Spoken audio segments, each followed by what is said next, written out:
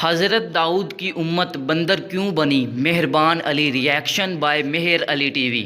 حضرت داؤد علیہ السلام کی قوم کے 70,000 افراد سمندر کنارے ایلا نامی بستی میں رہا کرتے تھے۔ ان لوگوں کو اللہ نے ہزاروں نعمتوں سے نوازا تھا، لیکن جب راحت و سکون آیا تو یہ اللہ کی عبادت سے محروم ہو گئے اور اللہ کی مخلوقات پہ ظلم کرنے لگے۔ تو یوں اللہ نے ان کو خبردار کیا کہ ہفتے میں ایک دن، ہفتہ کے دن شکار نہ کیا کرو۔ اتوار سے لے کے جمعہ تک جتنا شکار پکڑنا ہے پکڑ لو، لیکن ایک دن اللہ کی عبادت اور مخلوقات پہ امن کے لیے رکھ دو۔ یوں اللہ نے ان کا امتحان لینا شروع کر دیا۔ وہ اتوار سے لے کے جمعے تک سمندر میں مچھلیاں پکڑنے لگتے تو مچھلیاں زیادہ مقدار میں ہاتھ نہ آتی، اور ہفتے کے دن سمندر کو دیکھتے تو ان کو بڑی بڑی مچھلیاں نظر آنے لگتی۔ ان لوگوں میں سے ایک شخص کو شیطان نے ورگلایا کہ پریشان کیوں ہوتے ہو، میری ترکیب پہ عمل کرو، تم شکار سے کبھی محروم نہیں رہو گے۔ تو بس شیطان کے کہنے پر اس شخص نے ہفتے کے دن کانٹا لگا کے ڈوری کو سمندر میں ڈال دیا تاکہ مچھلی پھنسے، اور شیطان نے کہا اس مچھلی کو تم اتوار کے دن نکالنا، اور یوں ہفتے کی حرمت بھی باقی رہے گی اور تمہارا شکار بھی ہو جائے گا۔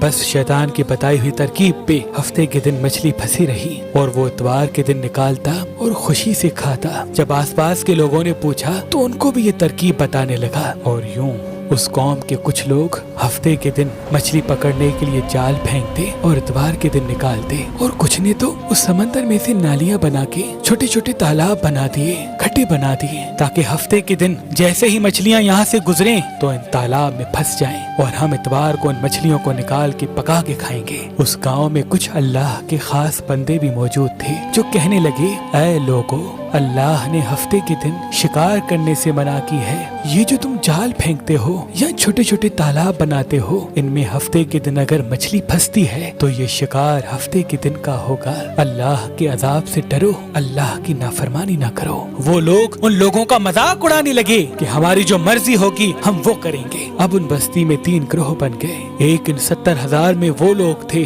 جو ان نافرمان لوگوں کی بار بار اصلاح کرتے، دوسرے وہ جو ان لوگوں سے نفرت کرتے اور خاموشی اختیار کیے ہوئے تھے، اور تیسرے وہ جو گمراہ ہو کر اللہ کی نافرمانی کر رہے تھے۔ تو یوں نیک بندوں نے اس بستی کے بیچ میں سے دیوار کو کھڑا کر دیا اور یہ حکم نافذ کیا کہ اللہ کی نافرمانی کرنے والے اس طرف ہو جائیں اور ہم جو اللہ کے فرما بردار ہیں وہ اس طرف رہیں گے۔ وہ صالح لوگ بار بار ان سے کہتے رہے، اے لوگو، اللہ سے ڈرو، قوم سمود، قوم لوط کا جو حشر ہوا اس کو یاد کرو، اللہ کی نافرمانی نہ کرو ورنہ تم پہ بھی کوئی عذاب آئے گا۔ وہ سارے نافرمان جن کی تعداد تقریباً 12,000 تھی، سب ہنستے رہے کہ یہ تو سب کتابی باتیں ہیں، ہم پہ کوئی عذاب نہیں آئے گا۔ بس جیسے ہی وہ گروہ 2 حصوں میں تقسیم ہو گیا، ایک وہ جو اللہ کے فرما بردار بندے دیوار کے اس طرف تھے، اور دوسرے وہ جو نافرمان بندے جو دیوار کے اس طرف تھے۔ وہ نافرمان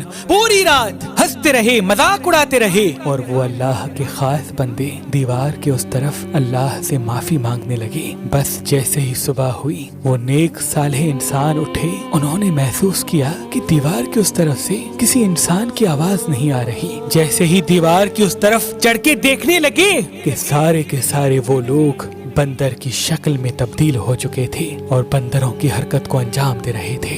وہ جو صالح لوگ دیوار سے ان بندروں کو دیکھنے لگے، ان صالح لوگوں میں سے جو ان کے رشتہ دار تھے، انہوں نے ان بندروں کے کپڑوں سے اپنے اپنے رشتہ داروں کو پہچانا اور چیخ کے رونے لگے، اللہ سے معافی مانگنے لگے۔ لیکن اللہ کا عذاب جب آتا ہے تو وہ ہو کے رہتا ہے۔ وہ 12,000 لوگ جو بندر بن چکے تھے کچھ بھی کھا پی نہیں سک رہے تھے، اور یوں 3 دن بعد وہ اس عذاب میں آ کر فنار ہو گئے۔ بے شک اللہ ان بندوں کو پسند نہیں کرتا جو اللہ کی نافرمانی کرتے ہیں۔ اے اللہ، ہم سب کو اپنا فرما بردار بندہ بنا، ہم کو ویسا بنا جیسا تو ہمیں دیکھنا چاہتا ہے۔ آمین ثم آمین۔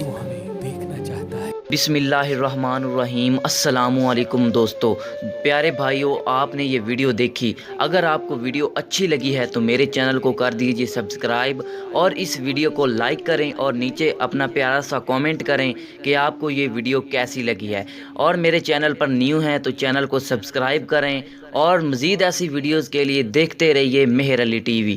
Thanks for watching. اللہ حافظ۔